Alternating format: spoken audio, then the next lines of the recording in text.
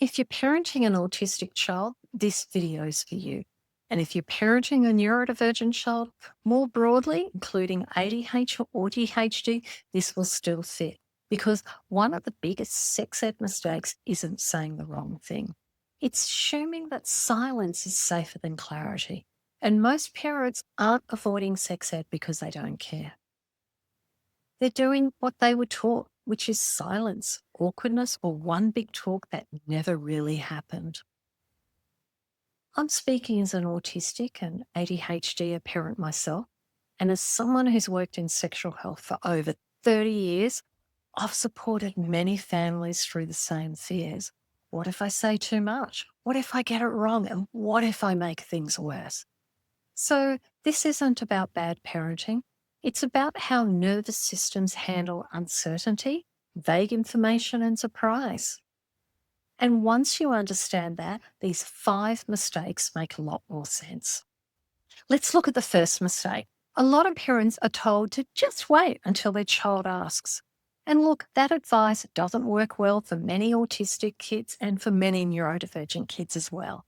Not because they don't care or they're uninterested, not because they're not curious, but because they don't know what questions are allowed.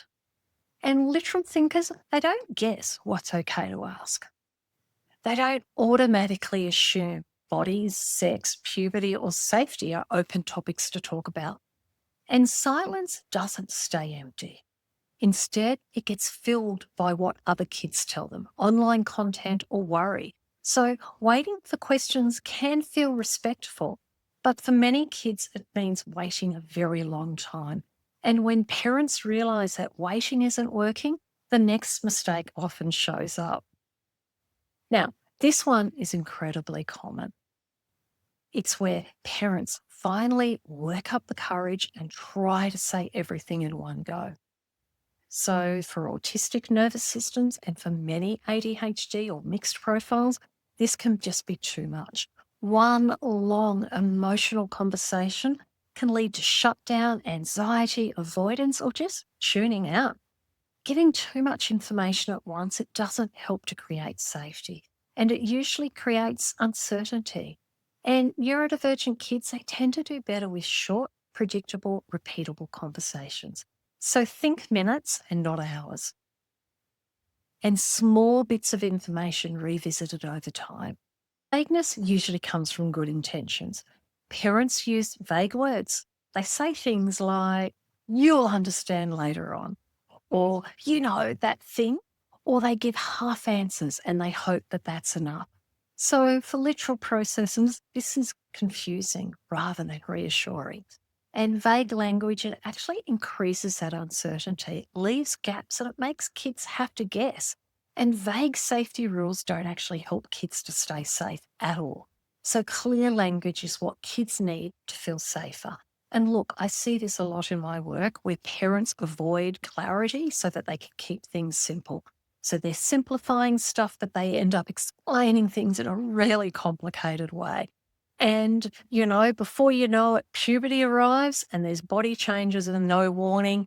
And kids, instead of being curious about what's happening to them, they can panic. And so many parents realize too late that that silence didn't actually protect their child.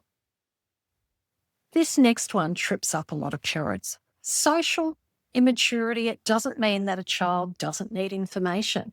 So many autistic and neurodivergent kids, they actually need information earlier and not later.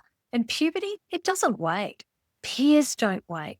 Online content doesn't wait. And when information arrives, without preparation, it can feel like a shock. And surprise is especially hard on the autistic nervous system. And the goal isn't about waiting until your child seems ready. The goal is about reducing their surprise.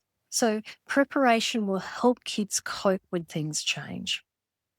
Kids don't just listen to our words. They notice our tone. Parents whisper. They also freeze as well. And they can joke. And they can rush past the topic as well. And neurodivergent kids often notice those emotional shifts very quickly. Even when the words are fine, the message they're receiving is that this topic isn't safe here.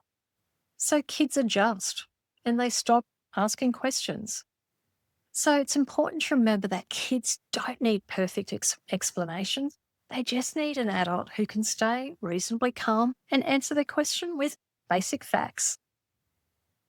So, not knowing things doesn't keep kids safe. It often makes things harder for them. And sex ed isn't really about sex, it's about predictability, it's about safety, and it's also about trust. And neurodivergent kids aren't too sensitive for sex ed. What they're sensitive to is surprise. And look, if you recognize yourself here, it doesn't mean that you failed as a parent. What it means is that you're learning what works for your child's brain and you haven't missed your chance. It's never too late with kids. So you don't need the perfect words, and starting now, calmly, clearly, and briefly already counts. So it's important to know that you don't have to work this out alone either. And that's why Sex Ed Rescue exists, because that's where you'll find the resources to help you to have these conversations. If this video made you think, okay, but what do I do when this shows up in real life? You can relax. There's another video that I recommend watching next. And it's actually about what to do when kids have their hands in their pants. And that situation can bring up a lot of discomfort and shows exactly what we've talked about today, which is staying calm, setting clear boundaries, and responding without panic or shame. And if this topic feels close to home, please do watch that next one. And remember, you're not doing anything wrong. You're actually learning how to work with your child's brain. And that's what actually helps.